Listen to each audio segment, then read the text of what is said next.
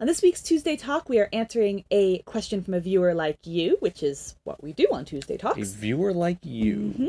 And this time we are talking about what happens when we have to do unexpected maintenance. We break down on the side of the road. Something goes wrong.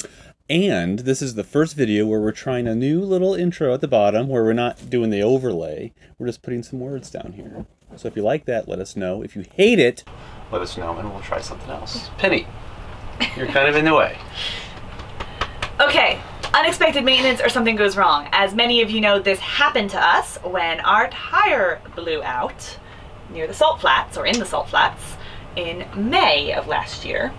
Around Windover. Yes, and not only did our tire blow out, but we also lost the fuel line and cracked the top of our fuel tank, which required a brand new fuel tank for Clifford, our truck. Luckily, the fuel line did not get severed between the tank and the engine, and that enabled us to continue to drive, although at that point we did not know the fuel line was severed, mind you.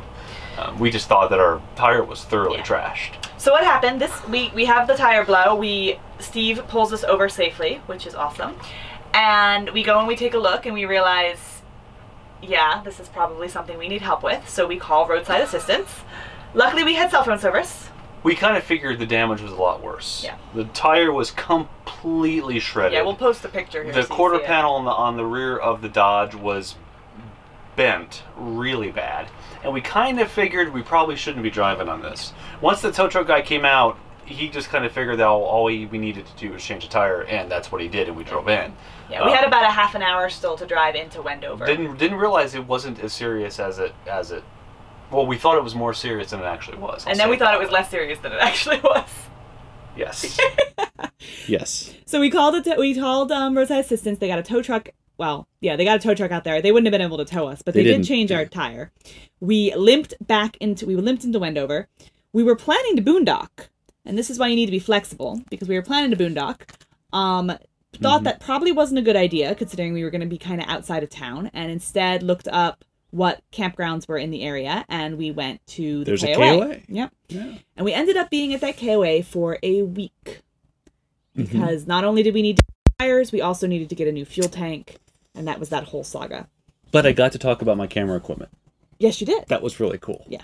So we did. We were productive during that week. We were. But we weren't planning on being there, so we didn't have that budgeted or anything like that. Nor did we have budgeted to get a new fuel tank. That is where our emergency fund came in, and we talked about the importance of emergency fund last week, so look at the card up above. That's right. But yeah, don't RV without emergency fund, because bad stuff happens. And yeah, so that's how we got through it. I guess if unexpected stuff comes up, or maintenance in general, we have the Airstream, we have the truck, we have all of our tools in the back of the truck. We did a video about our tools that we keep as well. But we don't always have everything we need. Part of our truck is our garage. It is, yes. And everything that we own that would go in a garage is in the back of our truck. Yes. So if we don't have it there, we have like a junk drawer under the sink. So if it's not in the garage and it's not in the junk drawer, we find the nearest hardware store, which might be an Ace, or if we're in a larger city, maybe a Home Depot or a Lowe's. But usually we're not in those larger cities.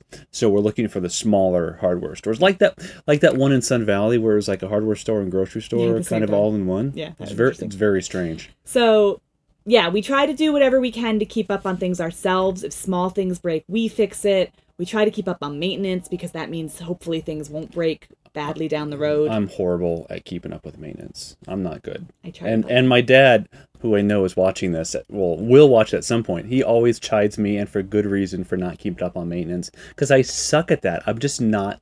I've never been good at that. I've never been proactive as you need to be, and really especially in this lifestyle, you really do need. I mean, I agree, even though I don't always follow his advice, I agree with it. You need to be proactive, but that's just something that I suffer with.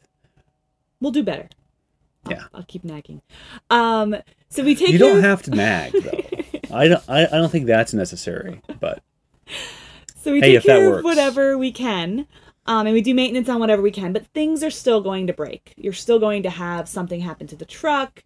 God forbid something happens to the Airstream. So if something happens to the truck, that is an advantage, I think, of having a travel trailer or a fifth wheel. If we can get the Airstream to a campground, then we're good, right? Because campgrounds, especially resorts like KOAs, you can kind of take care of yourselves. They're near things in general, and you're safe there. You have full hookups and everything like that. So that's kind of our plan. If something goes wrong we try to get the Airstream to a campground, and then we do research from there. We go on Google, we go on Yelp, we go on wherever we can to find the best option for repairs, whether that is the only repair shop in town, which is what happened in Wendover, or when we were on Florence and the Oregon coast and we needed to get our hitch repair, our receiver repaired on our truck. Yeah. The place. And some are probably better than others, but... Yeah, and you can't judge a book by its cover, too. Some of the hole-in-the-wall places, like the one in Wendover, in fact. That was really a kind of a... I don't want to say unofficial, but it was a shop, but it's not really a shop that you would... I mean, you have that vision, you have that image in your head. Yeah. It was very, like, small town. Yeah, exactly, kind of shop. But that guy probably put in 8 hours of overtime just to get this done for us. Yeah. And he did it right the first time. Yeah. And that is hard to find. Yeah. So we really like that. So you just got to be flexible and do what you have to do, and make the most of it, I guess. And be prepared for something to go wrong, because you are pulling your home down the road, and you are putting a lot of miles on your vehicle. And so something will probably go wrong. If you live full-time on the road, it's not a matter of if, it's a matter of when. Yeah. So have an emergency fund, it's just gonna happen. Be prepared to be flexible and just kind of roll with it. That's right. And that's our plan for the future, because I'm sure something will happen again. We'll try to keep up on maintenance if we can, and hope that it's not... Be prepared and try not to let anything dangerous happen, but... Just do the best you can, and some things will work out, some things won't, but you know what? That's life. It is. It's part of the adventure. That's right. Yeah. Part of the experience. So that's it for this week's Tuesday Talk. If you have a question for a future Tuesday Talk, leave it in the comments below. And as you can see, we'll probably answer it. Yes, because we're looking for topics from viewers like you. Mm-hmm. If you liked this video, give us a thumbs up. Even if you didn't, still consider a thumbs up. At least consider it. And subscribe if you haven't already. Gotta use the pillow. Gotta use the pillow. Thanks, Mom. We'll see you next week. Bye, guys.